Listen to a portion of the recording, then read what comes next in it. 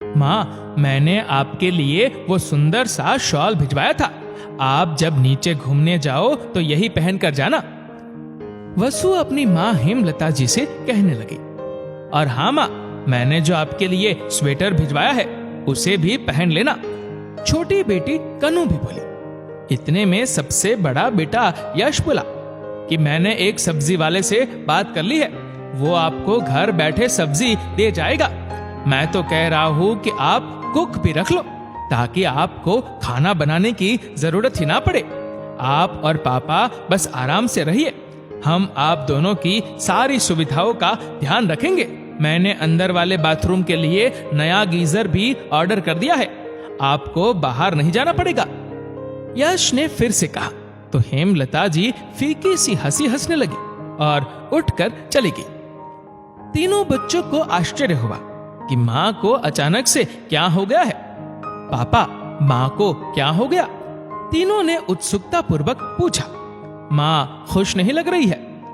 हाँ मेरे बच्चों, तुम सबकी माँ खुश नहीं रहती है क्योंकि उसके बच्चे उसके पास नहीं रहते हैं। वो अपने बच्चों से मिलने को तरसती है। तुम तीनों मिलकर हम दोनों का बहुत ध्यान रखते हो, पर जीवन में सुख सुविधाओं से अधिक अपनों का साथ मायने रखता है बच्चों। हम सब साथ में रहे, आस पास में रहे, एक दूसरे से मिलते रहे, यही तो असली सुख है। घर में नौकर तो है, वो काम कर देता है, बाजार के काम भी घर बैठे हो जाते हैं, पर फिर हम दोनों दिन भर खाली ही बैठे रहते हैं। यश की जिद से हम शहर इस फ्लैट में आ तो गए हैं, लेकिन इस फ्लैट में हमारा मन नहीं लगता है। यहाँ अपनों का साथ नहीं है, पड़ोसी आपस में बात नहीं करते हैं, सबको अपनी प्राइवेसी चाहिए होती है, किसी के पास किसी के लिए समय ही नहीं है, सब व्यस्त है। एक दूसरे के घर आना जाना नहीं होता है, महीनों एक पड़ोसी दूसरे का चेहरा नहीं देख पाते हैं। इस घर में सुविधाएं बहुत है पर अपनापन नहीं है।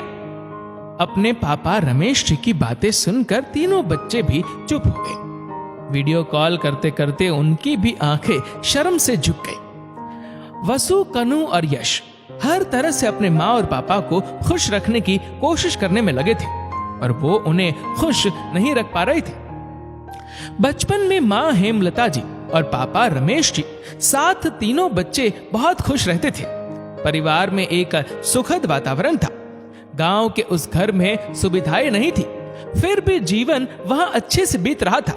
घर में पानी के नल नहीं थे, दूर से पानी लाकर घर में भरना होता था। पानी के साथ ही बिजली भी कम ही आती थी। बिजली आती 1 घंटे को और 7 घंटे नहीं आती थी। फिर भी सब भाई बहन आराम से लालटेन जलाकर या रोड पर जलने वाली बिजली के खंभे के नीचे बैठकर ही पढ़ लेते थे। रमेश जी मामूली सरकारी कर्मचारी थे, घर वालों का पेट भर लेते थे और दैनिक जरूरतें पूरी कर लेते थे। हेमलता जी कुशलता पूर्वक घर चलाकर बचत कर ही लेती थी। परिवार में कोई लड़ाई झगड़ा नहीं होता था। हेमलता जी को पुराने फिल्मी गानों से बहुत लगाव था। वो जब कहीं गाने गुनगुनाने और अंताक्षरी खेलने लग जाती थी। जब वो शुरुआत करती थी तब पूरा परिवार जैसे साथ में गाने लगता था। बच्चों का बचपन ऐसे ही हंसी खुशी से चल रहा था। अब बच्चे बड़े होने लगे तो उनका खर्च भी बढ़ने लगा। पढ़ाई के साथ ही कोचिंग क्लासेस भी थी, जिसके लिए शहर जाना होता था। शहर आने जाने का खर्च और फीस के लिए रमेश जी ने कर्ज ले लिया था। उनका मानना था कि घर में चाहे सुविधाएं नहीं हो, पर बच्चे पढ़ लिख कर अपने पैरों पर खड़े हो जाने चाहिए। यश की रुचि इंजीनियर बनने में थी। वो उसी के लिए जी तोड़ मेहनत कर रहा था। प्रवेश परीक्षा में चयन के बाद वो पढ़ने के लिए शहर चला गया। रमेश जी ने कर्ज ले लिया और उसे पढ़ाने लगे। वसु और कनु भी पढ़ने में होशियार थी।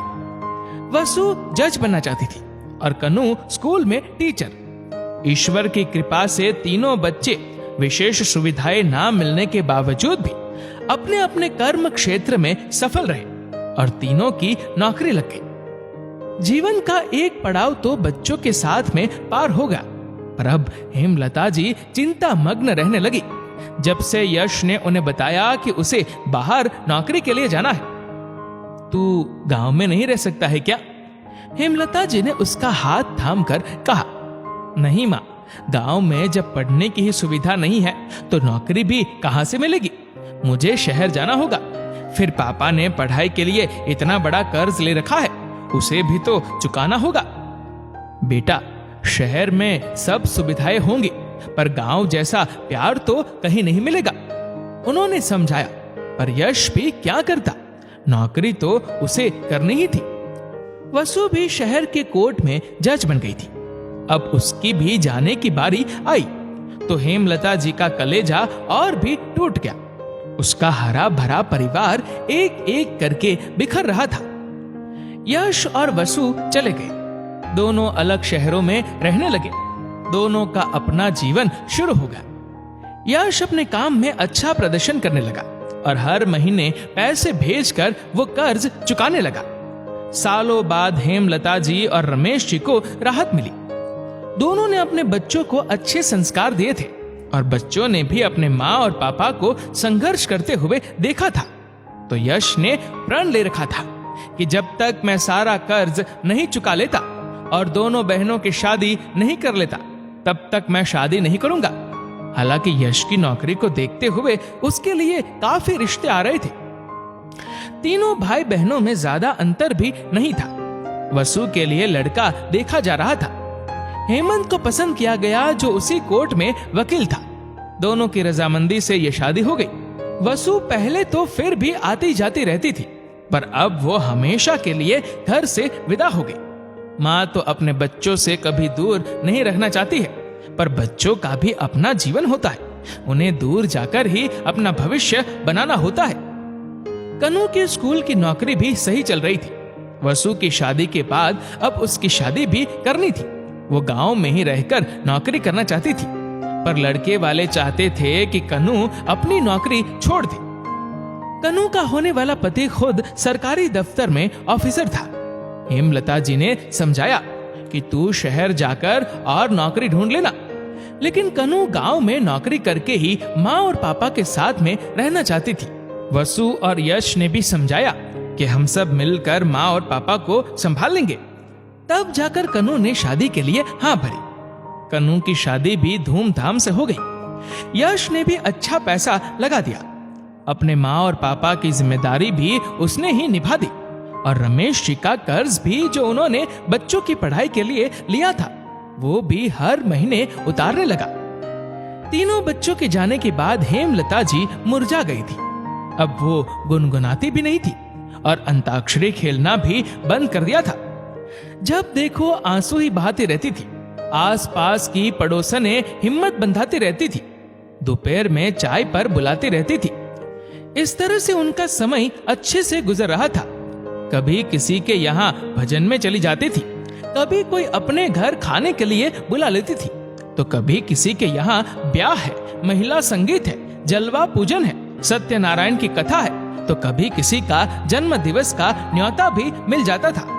सबके यहाँ जाकर आती तो उन्हें भी लगता था कि अब मेरे घर में भी बहू आ जाए। उन्होंने यश से शादी की बात की। अब यश भी तैयार था।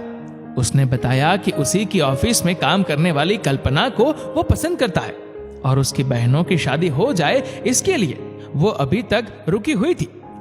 कल्पना एक अच्छे परिवार से थी और यश की नौकरी भी अच्छी थी। यश उसके घर वालों को बहुत पसंद था। आखिरकार हेमलता जी के घर भी बहू आ गई। वो बहुत खुश थी।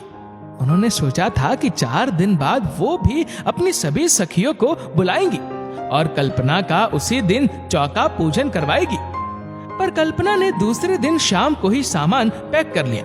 वो शहर में लिए घर में जाना चाहती थी। अभी तो पूरे रस्म रिवाज भी नहीं हुए, इतनी जल्दी बहू क्यों जा रही है? हेमलता जी ने यश से पूछा।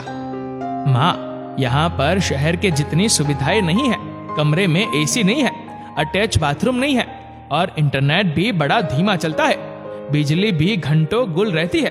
कल्पना यहाँ पर नहीं रह पाएगी। और यश कल्पना को लेकर चला गया। वो अपने आप को ठगा हुआ सा महसूस कर रही थी। गांव में इतनी अच्छी हवा चलती है, एसी की जरूरत ही क्या है? बाथरूम तो घर में ही था, उसे बाहर तो नहीं जाना होता था। 2 दिन क्या इंटरनेट के बिना नहीं रह सकती थी। मैंने अपनी सभी सहेलियों को न्योता भी दे दिया था। और वो ये कहकर रमेश जी के कंधे पर सिर रखकर फूट फूट कर रोने लगी। उन्हें फिर से उनकी सखियों ने ही संभाला। हेमलता, तू चिंता मत कर, बच्चे नहीं है तो क्या हुआ, ये गांव का सारा परिवार हमारा ही तो है, जो हमारे सुख दुख में हमेशा साथी बनकर साथ खड़ा रहता है। हेमलता जी इसे ही प्रभु का फैसला मानकर चुप हो गई। एक दिन यश का फोन आता है कि आप दादी बनने वाले हो। हेमलता जी खुशी के मारे झूमने लगती है, पर अगले ही पल उनकी खुशी गायब हो जाती है। बहू कल्पना उनके साथ में रहना नहीं चाहती है। वो अपने पति यश के अलावा अपनी दोनों ननदों और सास ससुर के साथ कभी नहीं रही थी, पर अब उसे अपनी सास की जरूरत थी, क्योंकि कल्पना की मां नहीं थी। यश ने अपने मां और पापा को बुला लिया, क्योंकि वो तो बहुत व्यस्त रहता था। कम से कम मां तो कल्पना की अच्छे से देखभाल कर ले। हेमलता जी कल्पना की देखभाल बहुत अच्छे से करती थी। वो उसे बहू नहीं बेटी मानती थी, पर कल्पना उनसे घुल मिल नहीं पाई थी। 9 महीने बाद कल्पना ने एक प्यारे से बेटे को जन्म दिया, और तभी हेमलता जी को पता चला कि यश अब विदेश रहने जा रहा है। वो अपने परिवार को भी साथ ले जाएगा, और वो अपने पोते के साथ ज्यादा दिन तक रह नहीं पाएगी। एक दिन यश बोला, हम गांव का घर बेच देंगे, वहां कुछ खास भी नहीं है, अब आप दोनों को यहीं इसी फ्लैट में रहना है। आप मुझसे और अपने पोते से अच्छे से बात कर पाओगे। गांव में तो इंटरनेट चलता ही नहीं है, हम लोग वीडियो कॉल नहीं कर पाएंगे, वहां तो फोन पर भी अच्छे से बात नहीं हो पाती है। आपको ही इस फ्लैट की देखभाल करनी है। मैं अपना लाखों का फ्लैट किराएदार को नहीं दे सकता हूँ। बड़े शहरों में फ्लैट किराएदार के भरोसे भी छोड़ना ठीक नहीं है। हेमलता जी और रमेश जी बेटे के थोपे गए फैसले से अचंभित थे। कुछ महीनों बाद यश को वीजा मिल गया। यश अपने परिवार सहित फ्लैट को छोड़कर विदेश चला गया। हेमलता जी ने कोशिश की थी कि वो इस फ्लैट को अपना घर बना ले, पर उनका वहां मन नहीं लगता था। वो अपने पोते के साथ में रहेगी, वो तो इसी उम्मीद से बेटे के घर आई थी, पर उन्हें पता नहीं था कि बेटे ने अपने घर की देखभाल के लिए उन्हें यहाँ छोड़ा हुआ है। घर में तमाम तरह की सारी सुविधाएं हैं, पर यहाँ अपना कहने के लिए कोई नहीं है। दोनों बेटियां भी अपनी नौकरी, घर गृहस्थी और बच्चों में व्यस्त हो गई थी। कभी कभार मिल लेती या कोई उपहार भेज देती थी, पर उन्हें तो ये उपहार नहीं, अपने बच्चों का साथ चाहिए, जो उसे नहीं मिल रहा था। बेटे के फ्लैट में आकर वो और भी उदास रहने लगी। यहाँ उनके उदासी दूर करने के लिए, उनको समझाने के लिए, उनके चेहरे पर हंसी खिलाने के लिए उनकी सखिया, उनकी पड़ोसन नहीं थी। तीनों बच्चे वीडियो कॉल करते, वो बात कर लेती, पर वो खुश नहीं रहती थी। एक रात उन्होंने फैसला किया और अगली सुबह अपने पति से बोली कि मुझे गांव वापस ले चलो, मुझे यहाँ पर नहीं रहना है। केवल सुविधाएं होने से क्या होता है, मेरा यहाँ पर मन नहीं लगता है, मैं यहाँ अकेले नहीं रह सकती हूँ, मुझे अपने गांव के घर में ही जाना है। ये घर मुझे खुली जेल के समान लगता है, कोई इंसान भी नहीं है जो आकर बात करे, हालचाल तो पूछ ले। आप यश को फोन लगाओ। रमेश जी ने फोन लगाया। यश बेटा, ये तेरा घर तू ही संभाल, ज्यादा चिंता है तो कोई चौकीदार रख ले, मैं तेरे घर की चौकीदारी नहीं कर सकती हूँ, मेरा यहाँ पर दम घुटता है। जीवन में सुविधाएं ही सब कुछ नहीं है, मन की शांति और सुख इन भौतिक सुविधाओं से नहीं मिलता है। जिस घर में अपनापन नहीं हो, अपनों का साथ नहीं हो, मैं वहां नहीं रह पाऊंगी। अगर तू साथ में रहता, मेरा पोता रहता, तो फिर भी मैं यहाँ रहने की सोच सकती थी, पर अब मैं एक क्षण भी यहाँ नहीं रहूंगी। मेरे गांव में पानी ना सही, पर एक दूसरे का दुख देखकर एक दूसरे के लिए आंख में पानी आज भी आ जाता है।